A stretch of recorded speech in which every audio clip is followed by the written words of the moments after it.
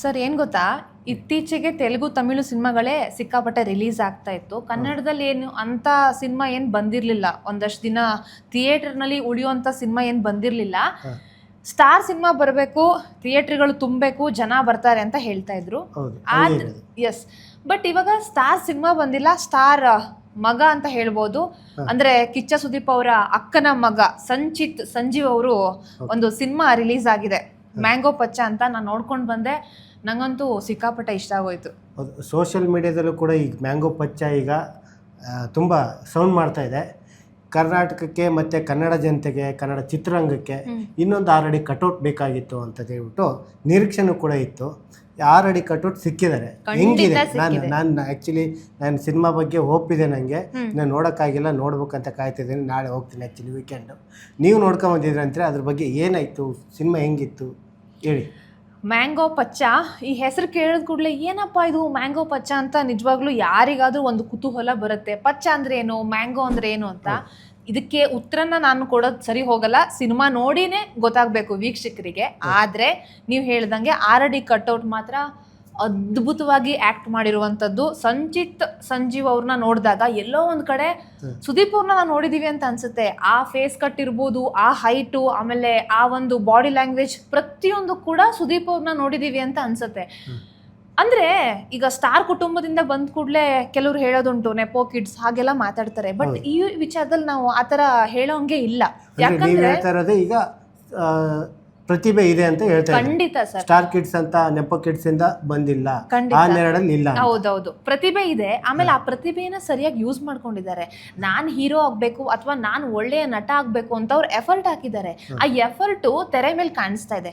ಪ್ರತಿಯೊಂದು ದೃಶ್ಯದಲ್ಲೂ ಕೂಡ ಆ ಎಫರ್ಟ್ ಕಾಣಿಸ್ತಿದೆ. ಈಗ ಮಾಸ್ ಹೀರೋ ಏನು ಬೇಕಿತ್ತು ನಮ್ಮ ಚಿತ್ರರಂಗಕ್ಕೆ, ಹೊಸ ಜನರೇಷನ್, ಅದು ನಿಜವಾಗ್ಲೂ ಸಂಜೀವ್ ಅವರು ಆ ಸ್ಥಾನವನ್ನ ತುಂಬ್ತಾರೆ ಅಂತ ಅನ್ಸುತ್ತೆ. ಅಂದ್ರೆ ಒಟ್ಟು ಕನ್ನಡ ಚಿತ್ರರಂಗಕ್ಕೆ ಇನ್ನೊಬ್ಬ ಯಂಗ್ ಹೀರೋ ಸಿಕ್ಕರು ಅಂತ ಖಂಡಿತ ಅದನ್ನ ನಾವು ಎಲ್ಲ ಜನರಿಗೆ ನಿರೀಕ್ಷೆ ಹೇಳ್ಬೋದ? ಖಂಡಿತ ಹೇಳ್ಬೋದು, ಜನ ಹೋಗಿ ನೋಡ್ಬೋದು, ಖಂಡಿತ ನೋಡ್ಬೋದು. ಹಾಗಾದ್ರೆ ಈಗ ಸುದೀಪ್ ಅವ್ರ ಅಳಿಯ 6 ಅಡಿ ಕಟ್ಔಟ್ ಅಂತ ಓಕೆ, ಆದ್ರೆ ಅವರ ಆಕ್ಟಿಂಗ್ ಅಲ್ಲಿ ಏನಾದ್ರು ಅಂದ್ರೆ ಅವರನ್ನ ಕಾಪಿ ಮಾಡಿದಾರ ಅಥವಾ ಇವ್ರದೇ ಓನ್ ಆಕ್ಟಿಂಗ್ ಇದೆನಾ, ಅಥವಾ ಅದ್ರ ಬಗ್ಗೆ ಯಾವ ಕಾಪಿ ಅಂತ ಎಲ್ಲೂ ಕಾಣಿಸಲ್ಲ. ಸಂಜೀವ್ ಅವರ ಆಕ್ಟಿಂಗು ಡಿಫ್ರೆಂಟ್ ಆಗಿದೆ, ಯುನೀಕ್ ಆಗಿದೆ. ಆ ಬಾಡಿ ಲ್ಯಾಂಗ್ವೇಜು ಅಥವಾ ಆ ಹೈಟ್ ಇಂದನೋ ಏನೋ ಗೊತ್ತಿಲ್ಲ, ಅಥವಾ ಒಂದು ಲುಕ್ ಇಂದನೋ ಏನೋ ನಮ್ ಸುದೀಪ್ ಅವರು ಅಂತ ಅನ್ನಿಸ್ಬಹುದೇ ವಿನಃ ಅಲ್ಲೆಲ್ಲೂ ಸುದೀಪ್ ಅವರ ಒಂದು ಆಕ್ಟಿಂಗ್ ಶೇಡ್ ಏನಿದೆ ಅದೆಲ್ಲೂ ಕಾಣಿಸಲ್ಲ, ಎಲ್ಲೆಲ್ಲೂ ಕಾಣಿಸಲ್ಲ. ಡಿಫ್ರೆಂಟ್ ಆಗಿ ಸಂಚಿತ್ ಕಾಣಿಸ್ಕೊಳ್ತಾರೆ. ಅಲ್ಲ, ಸಂಚಿತ್ ವಾಯ್ಸ್ ರಗಡ್ ಸಖತ್ತಾಗಿದೆ ಸರ್ ವಾಯ್ಸ್. ಅದ್ರ ಅದ್ದೂರಿ ಹಂಗಾದ್ರೆ ನಿಜವಾಗ್ಲೂ ವಾಯ್ಸ್ ಮಾತ್ರ ತುಂಬಾ ಚೆನ್ನಾಗಿದೆ. ಸುದೀಪ್ ಅವ್ರ ವಾಯ್ಸ್ ಅಲ್ಲಿ ಹೆಂಗ್ ಒಂದು ಯುನಿಕ್ನೆಸ್ ಇದೆಯೋ ಹಾಗೆ ಸಂಜಿತ್ ಅವರ ವಾಯ್ಸ್ ಅಲ್ಲೂ ಕೂಡ ಒಂದು ಒಳ್ಳೆ, ಅದನ್ನ ಹೆಂಗ್ ಹೇಳ್ಬೋದು ಅಂತ ಗೊತ್ತಿಲ್ಲ, ಬಟ್ ತುಂಬಾ ಒಂಥರ ಫ್ರೆಶ್ ವಾಯ್ಸ್. ಆಮೇಲೆ ಆ ಹೀರೋ ಅನ್ನೋ ಒಂದು ಕ್ಯಾರೆಕ್ಟರಿಗೆ ಸೂಟ್ ಆಗುವಂತಹ ವಾಯ್ಸ್ ಇದೆ. ಸೂಪರ್. ಹಾಗಾದ್ರೆ ಈಗೇನಿಲ್ಲ, ಆಲ್ಮೋಸ್ಟ್ ನಾವೇನಂದ್ರೆ ಈ ಜನರೇಷನ್ ವೈಸ್ ನೋಡೋಕೋಯ್ತಂದ್ರೆ ಮಿಲೇನಿಯಮ್ಸ್ ಅಲ್ಲಿ ತುಂಬಾ ಜನ ಹೀರೋ ಬಂದಿದ್ದಾರೆ. ಜಂಜಿಗಳು ನೋಡೋ ಅಂತ ಹೀರೋಗಳು ಇನ್ನು ಈಗ ಸ್ಟಾರ್ಟ್ ಆಗಿಲ್ಲ ಕನ್ನಡದಲ್ಲಿ. ಬೇರೆ ಚಿತ್ರರಂಗದಲ್ಲಿ ಇದ್ದಾರೆ, ಮಲಯಾಳಂ ಇದ್ದಾರೆ, ಆಮೇಲೆ ತೆಲುಗುನಲ್ಲೂ ಇದ್ದಾರೆ, ಬಟ್ ಇಲ್ಲಿರ್ಲಿಲ್ಲ. ಹಾಗಾದ್ರೆ ಇಲ್ಲಿಗೆ ಒಬ್ರು ಸಿಕ್ತರು, ಅವರು ಬ್ರೇಕ್ ಅನ್ನ ಮಾಡ್ತಾರೆ, ಅದನ್ನ ಒಂದು ದಾಟ್ಕೊಂಡು ಹೋಗ್ತಾರ ಮಾಡ್ತಾರೆ. ಆಮೇಲೆ ಅವರ ಒಂದು ಏನ್ ಹೈಟ್ ವೇಟ್ ಏನಿದೆ ಸಂಚಿತ್ ಅವರು, ಅದಕ್ಕೆ ತಕ್ಕಂತಹ ಪಾತ್ರಗಳನ್ನ ಅವರು ಮುಂದಿನ ದಿನಗಳಲ್ಲಿ ಚೂಸ್ ಮಾಡ್ತಾ ಹೋದ್ರೆ, ಅಂದ್ರೆ ಅವರಿಗೆ ತಕ್ಕಂತ ಪಾತ್ರಗಳು, ಈಗ ಹೇಳ್ದಂಗೆ ಮಾಸ್ ಹೀರೋ ಆಗಂತೂ ನಿಜವಾಗ್ಲೂ ಗೆದ್ದಿದ್ದಾರೆ. ಮುಂದಿನ ದಿನಗಳಲ್ಲಿ ಇನ್ನಷ್ಟು ಅವಕಾಶ ಸಿಗ್ಬೋದು.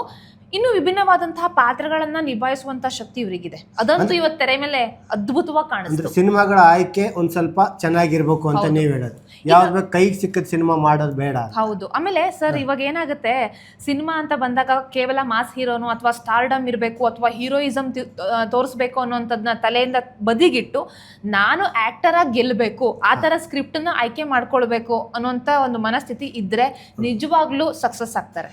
ಈಗ ಹೀರೋ ಆಗಿ ಗೆಲ್ಲೋದ್ರಲ್ಲಿ ಓಕೆ, ಆದ್ರೆ ಕತೆ ಇದಕ್ಕೆ ಬರೋದಾಯ್ತಂದ್ರೆ, ಈಗ ಮ್ಯಾಂಗೋ ಪಚ್ಚ ಈಗ ಕತೆಗೆ ಬರೋದಾಯ್ತಂದ್ರೆ ಏನಾಗುತ್ತೆ ಮುಂದೆ, ಅಂದ್ರೆ ನಾವು ಏನು ನಿರೀಕ್ಷೆ ಇಟ್ಕೋಬಹುದು, ಅದರಿಂದ ನಾವು ಥಿಯೇಟ್ರಿಗೆ ಏಂತಕ್ಕೆ ಹೋಗ್ಬೇಕು ಅನ್ನೋದಾಯ್ತಂದ್ರೆ ನೀವು ಏನು ಹೇಳ್ತೀರಿ ಅಂತ. 1.5 ಗಂಟೆ ಈ ಒಂದು ಸಿನಿಮಾ ಇರುವಂಥದ್ದು. ತುಂಬ ದೊಡ್ಡ ಡ್ಯೂರೇಷನ್ ಏನಿಲ್ಲ, 1.5 ಗಂಟೆ ಇದೆ. 1.5 ಗಂಟೆಯಲ್ಲಿ ಯಾವ ರೀತಿ ಸ್ಕ್ರಿಪ್ಟನ್ನು ತೋರಿಸ್ಬೇಕೋ ಆ ರೀತಿ ಒಂದು ಸ್ಕ್ರಿಪ್ಟ್ ವರ್ಕ್ ಮಾಡಿದ್ದಾರೆ. ಮಾದಕ ದ್ರವ್ಯಗಳ ಕುರಿತೇ ಈ ಸಿನಿಮಾ ಸಾಗುತ್ತೆ. ಸ್ಟಾರ್ಟಿಂಗಿಂದ ಎಂಡ್ವರೆಗೂ ಒಂದು ಕ್ರೈಮ್ ಅನ್ನೋ ಒಂದು ಬೇಸ್ ಮೇಲೆ ಹೋಗುತ್ತೆ. ಆದರೆ ಅತಿಯಾದ ಕ್ರೈಮು, ಅತಿಯಾದ ಕೊಲೆ, ಆ ಥರದ ಒಂದು ವಿಜೃಂಭಣೆ ರಕ್ತಪಾತ ಅದ್ರದ್ದು ವಿಜೃಂಭಣೆ ಎಲ್ಲ ಇಲ್ಲ. ಬಟ್ ಕ್ರೈಮ್ ಬೇಸಿಸ್ ಮೇಲೆ ಹೋಗುತ್ತೆ, ಮಾದಕ ದ್ರವ್ಯದ ಬಗ್ಗೆನೇ ಈ ಒಂದು ಕತೆ ಸಾಗತ್ತೆ. ಬಟ್ ಎಲ್ಲೋ ಒಂದು ಕಡೆ ಈ ಸ್ಕ್ರಿಪ್ಟ್ ಕಡೆ ಇನ್ನೊಂದಷ್ಟು ಗಮನ ಕೊಡಬೇಕಿತ್ತು ಹೊಸಬ್ರು ಡೈರೆಕ್ಟ್ರು ಇನ್ನೊಂದಷ್ಟು ಗಮನ ಕೊಡಬೇಕಿತ್ತು ಅಂತ ಅನ್ಸಿದ್ದಿದೆ. ಇಲ್ಲ, ಹೊಸ ಡೈರೆಕ್ಟರ್ ಅಂದ ತಕ್ಷಣ ಒಂದೆರಡರಲ್ಲಿ ಒಂಚೂರು ಅದನ್ನ ಕನ್ನಡ ಜನತೆ ಅದನ್ನ ಎಕ್ಸಿಕ್ಯೂಟ್ ಮಾಡೇ ಮಾಡ್ತಾರೆ, ಅದರಲ್ಲಂತೂ ಇದು ಇಲ್ಲ. ಆದರೆ ಇದರಲ್ಲಿ ಕತೆ ಚೆನ್ನಾಗಿದೆ, ಹೀರೋ ಚೆನ್ನಾಗಿದೆ, ಥಿಯೇಟ್ರಿಗೆ ಬರಬೇಕು, ಜನ ನೋಡಬೇಕು, ಅದನ್ನೆಲ್ಲ ನಿರೀಕ್ಷೆ ಇಟ್ಕೊಳ್ಳೋಣ. ಮುಂದೆ ಏನಂದರೆ ಈಗ ಒಂದು ಏನಾಗ್ತಾ ಇದೆ ಅಂದರೆ ಮಲಯಾಳಮ್ಮು ಅವು ಇವು ಆ ಥರದ್ದು ಒಂದು ಥ್ರಿಲ್ಲಿಂಗು, ಸಸ್ಪೆನ್ಸು ಆ ಥರದ್ದೆಲ್ಲ ಇರುತ್ತೆ. ಆ ಥರದ್ದು ಜೊತೆಗೆ ಕಾಮಿಡಿ ಅದೆಲ್ಲದಕ್ಕೂ ಇದರಲ್ಲಿ ಏನಾದರೂ ಈ ಸಿನಿಮಾದಲ್ಲಿ ಸಿಕ್ಕಿದೆನಾ ಅಂತ. ಕಾಮಿಡಿಗೆ ಅಷ್ಟೊಂದು ಗಮನ ಕೊಟ್ಟಿಲ್ಲ ಈ ಸಿನಿಮಾದಲ್ಲಿ. ಅಂದ್ರೆ ಇದು ಸಸ್ಪೆನ್ಸ್ ಥ್ರಿಲ್ಲರ್ ಆಗೇ ಸಾಗತ್ತೆ, ಅಂದ್ರೆ ಸೀರಿಯಸ್ ಆಗೇ ಸಿನಿಮಾ ಸಾಗುತ್ತೆ ಸ್ಟಾರ್ಟಿಂಗ್ ಇಂದ ಎಂಡ್ವರೆಗೂ. ಕಾಮಿಡಿ ಅಂತ ಆತರ ಏನೋ ಕೊಟ್ಟಿಲ್ಲ. ಆಮೇಲೆ ಮ್ಯೂಸಿಕ್ ವಿಷಯಕ್ಕೆ ಬರೋದಾದ್ರೆ ಮ್ಯೂಸಿಕ್ ಸ್ವಲ್ಪ ಫ್ರೆಶ್ ಆಗಿದೆ ಸರ್. ಅಂದ್ರೆ ಮ್ಯೂಸಿಕ್ಕು ತುಂಬಾ ವಿಭಿನ್ನವಾಗಿದೆ. ಸುದೀಪ್ ಅವರ ಮಗಳು ಕೂಡ ಹಾಡ್ತಾರೆ, ಸ್ವಲ್ಪ ಇಂಗ್ಲಿಷ್ ಮಿಶ್ರಣನೂ ಇದೆ. ಈಗಿನ ಕಾಲಕ್ಕೆ ತಕ್ಕಂತೆ ಬದಲಾವಣೆ ಮಾಡ್ಕೊಂಡಿದ್ದಾರೆ, ಚೆನ್ನಾಗಿದೆ, ಅದೆಲ್ಲ ಚೆನ್ನಾಗಿದೆ. ಈಗ ಲವ್ ಸ್ಟೋರಿ ಇದೆ, ತಾಯಿ ಸೆಂಟಿಮೆಂಟ್ ಎಲ್ಲ ಇದೆ. ಬಟ್ ಲವ್ ಸ್ಟೋರಿ, ತಾಯಿ ಸೆಂಟಿಮೆಂಟ್ ಇನ್ನೊಂದಷ್ಟು ಚೆನ್ನಾಗಿ ತೋರಿಸ್ಬೋದಿತ್ತು ಅಂತನೂ ಎಲ್ಲೋ ಒಂದು ಕಡೆ ಅನಿಸುತ್ತೆ. ಆ್ಯಂಡ್ ಹೀರೋಯಿನ್ನು ಕಾಜಲ್ ಅವರು ನಿಜವಾಗ್ಲೂ ಹೀರೋಯಿನ್ ಅನ್ನೋದಕ್ಕಿಂತ ಹೆಚ್ಚಾಗಿ ನಟಿಯಾಗಿ ಅವ್ರಿಗೆ ಸಿಕ್ಕಂತಹ ಸ್ಪೇಸ್, ಅವಕಾಶವನ್ನ ಚೆನ್ನಾಗಿ ಬಳಸ್ಕೊಂಡಿದ್ದಾರೆ. ನಟನೆಯಲ್ಲಿ ಹಂಗಾದ್ರೆ ನಟಿ ಗೆದ್ದಿದ್ದಾರೆ. ಅವರಿಗೆ ಸಿಕ್ಕಂತಹ ಒಂದು ಸ್ಪೇಸ್ ಏನಿದೆ ಅದನ್ನು ಚೆನ್ನಾಗಿ ಬಳಸ್ಕೊಂಡಿದ್ದಾರೆ. ಆಯ್ತು, ಹಂಗೆ ಅಂದರೆ ಈಗ ಜನರು ಹೋಗ್ಬಿಟ್ಟು ನಾವು ವೀಕೆಂಡಲ್ಲಿ ತುಂಬ ಮ್ಯಾಂಗೋ ಪಚ್ಚನ ಹೋಗಿ ಅಪ್ಕೊಳ್ಳಿ ನೋಡ್ಲಿ ಅಂತ ನಿಮ್ಮ ನಿರೀಕ್ಷೆ? ಹೌದು, ಇದು ಒಂದು ಒಳ್ಳೆ ಪ್ರಯತ್ನ. ಅಂದ್ರೆ ಕನ್ನಡದಲ್ಲಿ ಒಂಥರ ವಿಭಿನ್ನವಾದಂತಹ ಕತೆ ಅಥವಾ ವಿಭಿನ್ನವಾದಂತಹ ನಿರೂಪಣೆ ಅಂತ ಹೇಳ್ಬೋದು. ಒಂದಷ್ಟು ವಿಷಯಗಳು ಇರುತ್ತಲ್ಲ ಸರ್, ಇವಾಗ ಸಿನಿಮಾ ಅಂದ್ರೆ ಹೀಗಿರ್ಬೇಕು ಹಾಗಿರ್ಬೇಕು ಅಂತ ಕೆಲವೊಂದು ಅಲಿಖಿತ ನಿಯಮಗಳೆಲ್ಲ ಇದೆಯಲ್ಲ, ಅದನ್ನ ಒಂದ್ ಸ್ವಲ್ಪ ಬದಿಗಿಟ್ಟು ಸಿಂಪಲ್ ಆಗಿ ಹೇಳಿದ್ದಾರೆ ಸಿನಿಮಾನ. ಇದು ಅಂದ್ರೆ ಈಗ ನಾನು ಹೇಳ್ತಿದ್ದೆ ಪ್ಯಾನ್ ಇಂಡಿಯಾಗೆ ನೆಕ್ಸ್ಟ್ ಹೋಗ್ಬೋದಾ ಇನ್ನೊಬ್ಬ ಹೀರೋ ಕನ್ನಡದಿಂದ? ಖಂಡಿತ ಹೋಗ್ಬೋದು. ನಿಜವಾಗ್ಲೂ ಖಂಡಿತ ಈಗ ಯಾಕಂದ್ರೆ ಈಗ ತುಂಬಾ ಸೌಂಡ್ ಮಾಡ್ತಾ ಇರೋದು ತೆಲುಗು, ಹೌದು. ಅದರ ಹೊರತಾಗಿ ಕನ್ನಡದಲ್ಲಿ ಹೀರೋ ಈಗ ಯಶ್ ಇದ್ದಾರೆ, ಶಿವಣ್ಣ ಇದ್ದಾರೆ, ಮತ್ತೆ ಈಗ ಸುದೀಪ್ ಇದ್ದಾರೆ, ನೆಕ್ಸ್ಟ್ ಆಮೇಲೆ ಈ ರಾಜ್ ಬಿ ಶೆಟ್ಟಿ, ಆಮೇಲೆ ರಕ್ಷಿತ್, ಆಮೇಲೆ ಇವರೆಲ್ಲ ಶೆಟ್ರು ಗ್ಯಾಂಗು ಇದೆ. ಅದ್ರ ನಡುವೆ ಈಗ ಸಂಚಿತ್ ಕೂಡ ಖಂಡಿತ ಇದೆ. ಆ ಒಂದು ಕೌಶಲ ಅಥವಾ ಒಂದು ಸಾಮರ್ಥ್ಯ ನಿಜವಾಗ್ಲೂ ಸಂಚಿತ್ ಅವರಿಗಿದೆ. ಮುಂದಿನ ದಿನಗಳಲ್ಲಿ ಅವ್ರ ಸ್ಕ್ರಿಪ್ಟ್ ಕಡೆ ಒಂದು ಗಮನ ಕೊಟ್ಬಿಟ್ರೆ ನಿಜವಾಗ್ಲೂ ತುಂಬಾ ಚೆನ್ನಾಗಿ ಸಿನಿಮಾ ಮೂಡ್ ಬರುತ್ತೆ. ಯಾವ ಡೈರೆಕ್ಟರ್ ಬೇಕು ಅಂತ ನೆಕ್ಸ್ಟ್ ನಿಮ್ಮ ನಿರೀಕ್ಷೆಗಳು ಏನಾದ್ರು ಅಂದ್ರೆ ಸಂಚಿತ್ಗೆ ಯಾರು ಸಿಗಬೇಕು ಅಂತ ಪ್ಯಾನ್ ಇಂಡಿಯಾ? ಆ ಥರ ಹೇಳೋದು ತುಂಬಾ ಕಷ್ಟ. ಬಟ್ ಯಾರೇ ಡೈರೆಕ್ಟರ್ ಆದ್ರೂ ಅವ್ರ ಪಾತ್ರವನ್ನ ಅವರು ತುಂಬಾ ನೀಟಾಗಿ ಚೆನ್ನಾಗಿ ಆಕ್ಟ್ ಮಾಡ್ತಾರೆ. ಅದಂತೂ ಇವತ್ತು ನನಗೆ ಸ್ಕ್ರೀನ್ ಮೇಲೆ ನೋಡಿ ಹಾಗೆ ಅನಿಸಿದ್ದು. ಅವ್ರಿಗೆ ಒಳ್ಳೆ ಅವಕಾಶಗಳು ಸಿಗಬೇಕು, ಒಳ್ಳೆ ರೀತಿಯ ಪಾತ್ರಗಳು ಸಿಗಬೇಕು. ಕಂಟೆಂಟ್ ಸಿನಿಮಾ ಕಡೆ ಅವ್ರ ಗಮನ ಕೊಟ್ಟರೆ ನಿಜವಾಗ್ಲೂ ಆದಷ್ಟು ಬೇಗ ಅವರು ಒಂದು ಸುದೀಪ್ ಅವ್ರ ರೀತಿಯಲ್ಲೇ ಹೆಸರು ಮಾಡೋದ್ರಲ್ಲಿ ಯಾವುದೇ ರೀತಿಯ ಸಂಶಯ ಇಲ್ಲ. ಓಕೆ, ಈ ಸಿನಿಮಾದಲ್ಲಿ ಈಗ ಮ್ಯಾಂಗೋ ಪಚ್ಚ ಅಂದ ತಕ್ಷಣ ಈಗ ಹೀರೋ ಹೀರೋಯಿನ್ನು ಮತ್ತು ಕಥೆಯನ್ನು ಬಿಚ್ಚಿಟ್ರಿ. ಆದರೆ ಈಗ ಇತರೆ ಅಂದರೆ ಪಾತ್ರಗಳು ಯಾವ್ದು ಬರುತ್ತೆ, ಯಾರು ಫೇಮಸ್ಸು, ಮತ್ತು ಅವರ ನಟನೆ ಹೇಗಿತ್ತು, ಅವರು ಜೀವ ಕೊಟ್ಟಿದ್ದಾರಾ ಅಂತ? ಹರುಣಿ ಶ್ರೀಕಾಂತ್ ಅವರು ಪಚ್ಚ ಅಂದ್ರೆ ಸಂಚಿತ್ ಅವರ ತಾಯಿ ಪಾತ್ರದಲ್ಲಿ ಆಕ್ಟ್ ಮಾಡ್ತಾರೆ. ಮಯೂರ್ ಪಟೇಲ್ ಅವರು ನಾಗಪ್ಪ ಕಾಣಿಸ್ಕೊಳ್ತಾರೆ. ಜೊತೆಗೆ ಮಹೇಂದ್ರ ಅನ್ನುವಂತಹ ಕ್ಯಾರೆಕ್ಟರ್ ಬರುತ್ತೆ. ಇದರ ಜೊತೆಗೆ ಇನ್ನೂ ಒಂದು ವಿಶೇಷ ಕ್ಯಾರೆಕ್ಟರ್, ವಿಜಯ ರಾಘವೇಂದ್ರ ಅವರ ಅಕ್ಕನ ಮಗ ಜೈ ಕೂಡ ಇಲ್ಲಿ ಶ್ಯಾಮ ಎನ್ನುವಂತಹ ಕ್ಯಾರೆಕ್ಟರ್ನ ಪ್ಲೇ ಮಾಡ್ತಾರೆ. ತುಂಬಾ ಚಿಕ್ಕ ಪಾತ್ರ, ಆದರೆ ಆ ಪಾತ್ರಕ್ಕೆ ತಕ್ಕ ಒಂದು ನ್ಯಾಯವನ್ನ ಒದಗಿಸಿದ್ದಾರೆ. ತುಂಬಾ ಚೆನ್ನಾಗಿ ಆಕ್ಟ್ ಮಾಡಿದ್ದಾರೆ. ಮುಂದಿನ ದಿನಗಳಲ್ಲಿ ಅವರು ಕೂಡ ಅವರ ಒಂದಷ್ಟು ಅವಕಾಶಗಳು ಸಿಗೋ ರೀತಿಯಲ್ಲಿ ಅವರು ಆಕ್ಟ್ ಮಾಡಿದ್ದಾರೆ. ತುಂಬಾ ಚೆನ್ನಾಗಿ ಮಾಡಿದ್ದಾರೆ. ಅಂದ್ರೆ ಜೈ ಅಂದ್ರೆ ಹೀರೋ ಅನ್ನೋ ಮೆಟೀರಿಯಲ್ ಅನ್ನೋ ರೀತಿ ನೀವು ಹೇಳ್ತಾ ಇದ್ರಿ ಅಂತಾನ? ಅಂದ್ರೆ ಒಂದು ಕತೆ ಏನಿದೆ, ಆ ಕತೆಗೆ ಶಕ್ತಿ ಅಥವಾ ಒಂದು ಪಾತ್ರಕ್ಕೆ ಶಕ್ತಿ ತುಂಬುವಂತ ಸಾಮರ್ಥ್ಯ ಅವರಿಗಿದೆ, ಜೈ ಅವರಿಗಿದೆ. ಅಂದ್ರೆ ಒಂದು ಪಾತ್ರಕ್ಕೆ ಜೀವ ತುಂಬ್ತಾರೆ ಅಂದ್ರೆ ಲುಕ್ ಲೈಕ್ ಅಂದ್ರೆ ಈಗ ಅವನ ಸ್ಮಾರ್ಟ್ನೆಸ್ ಮತ್ತೆ ಹೈಟ್ ಪರ್ಸನಾಲಿಟಿ ನೋಡಿದ್ರೆ ಮುಂದೆ ಒಂದು ಅವಕಾಶಗಳು ಹೀರೋ ಆಗಿನೂ ಸಿಗ್ಬೋದು. ಅಂದ್ರೆ ಒಂದ್ ಸಿನಿಮಾದಿಂದ ಇಬ್ರು ಹೀರೋ ಸಿಕ್ಕರು ಅಂತಾನು ಹೇಳ್ಕೋಬಹುದು. ಖಂಡಿತ ಹೇಳ್ಬೋದು. ಆಮೇಲೆ ಈಗ ಇತರ ಈಗ ಎಲ್ಲಾ ಪಾತ್ರಗಳಿಗೂ ಜೀವ ತುಂಬಿದ್ದಾರೆ ನಿಜ. ಮತ್ತೆ ಸಿನಿಮಾದಲ್ಲಿ ಮತ್ತೆ ಬೇರೆ ಏನಾದ್ರು ವಿಶೇಷವನ್ನ ಕಾಣ್ಬೋದಾ?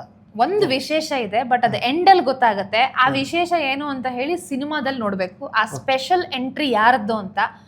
ಕೆಲವರು ಸುದೀಪ್ ಹೆಸರು ಹೇಳ್ಬೋದು ಅಥವಾ ಇನ್ನೊಬ್ರು ಹೆಸರು ಹೇಳ್ಬೋದು, ಬಟ್ ನೀವು ನಿರೀಕ್ಷೆನೂ ಕೂಡ ಮಾಡಿರ್ಲಿಕ್ಕಿಲ್ಲ ಅಂತಹ ಒಂದು ವಿಶೇಷ ಎಂಟ್ರಿ ಈ ಸಿನಿಮಾದಲ್ಲಿದೆ.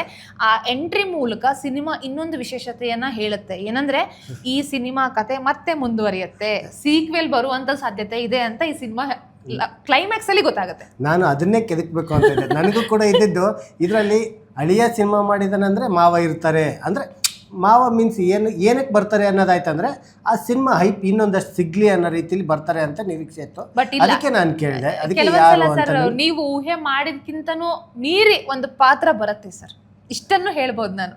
ಈ ಸಿನಿಮಾಗೆ ಹಾಗಾದರೆ ಆ ಪಾತ್ರ ಯಾರು ಅಂತಂದ ನಾಳೆ ಅನ್ನೋದಾದ್ರೂ ನಾನು ನೋಡ್ತೀನಿ. ನೀವು ವೀಕ್ಷಕರೇ ನೀವು ಕೂಡ ಮ್ಯಾಂಗೋ ಪಚ್ಚನ ಹೋಗ್ಬಿಟ್ಟು ನೋಡಿ ನಾಳೆ ಹೇಗಿದೆ ಅಂತ ನೀವು ಕೂಡ ವಿಮರ್ಶನೆ ಮಾಡಿ ಇದಕ್ಕೆ ಕಮೆಂಟು ಮಾಡಿ. ಮತ್ತು ನಿಮ್ಮ ಅಭಿಪ್ರಾಯ ಈ ಸಿನಿಮಾ ಬಗ್ಗೆ ಮತ್ತು ಬೇರೆ ವೀಕ್ಷಕರಿಗೆ ಏನು ಹೇಳ್ತೀರಿ? ಸಂಚಿತ್ ಸಂಜೀವ್ ಅವರು ನಿಜವಾಗ್ಲೂ ಮಾಸ್ ಹೀರೋ ಆಗಿ ಅವರ ಪಾತ್ರಕ್ಕೆ ನ್ಯಾಯವನ್ನು ಕೊಟ್ಟಿದ್ದಾರೆ.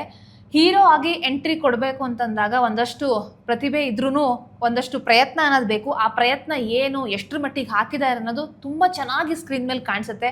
ಅವ್ರು ಹೊಸಬರು ಅಂತಲೇ ಅನ್ಸಲ್ಲ, ಅಷ್ಟು ಚೆನ್ನಾಗಿ ನೀಟಾಗಿ ಆ್ಯಕ್ಟ್ ಮಾಡಿದ್ದಾರೆ. ಸೊ ಈ ಒಂದು ಸಿನಿಮಾವನ್ನು ನೀವು ಥಿಯೇಟ್ರಿಗೆ ಹೋಗಿ ನೋಡಿದ್ರೆ ನಿಜವಾಗ್ಲೂ ಹೊಸ ಪ್ರತಿಭೆಗಳಿಗೆ, ಹೊಸ ನಿರ್ದೇಶಕರಿಗೆ ಬೆಂಬಲ ಕೊಟ್ಟಂಗಾಗತ್ತೆ. ಅವರು ಇನ್ನೊಂದಷ್ಟು ಸಿನಿಮಾಗಳನ್ನು ಮಾಡೋದಕ್ಕೆ ಒಂದಷ್ಟು ಸ್ಫೂರ್ತಿ ಸಿಕ್ಕದಂಗಾಗತ್ತೆ, ಪ್ರೇರಣೆ ಕೊಟ್ಟಂಗಾಗತ್ತೆ.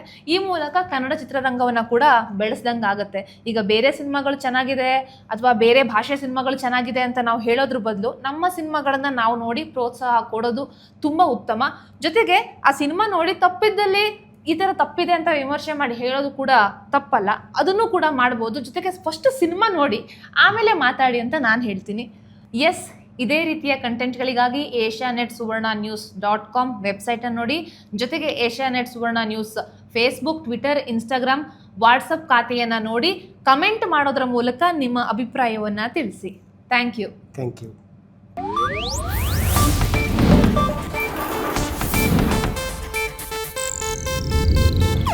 ಇದು ಏಷ್ಯಾನೆಟ್ ನ್ಯೂಸ್ ನೆಟ್ವರ್ಕ್ ಪ್ರಸ್ತುತಿ.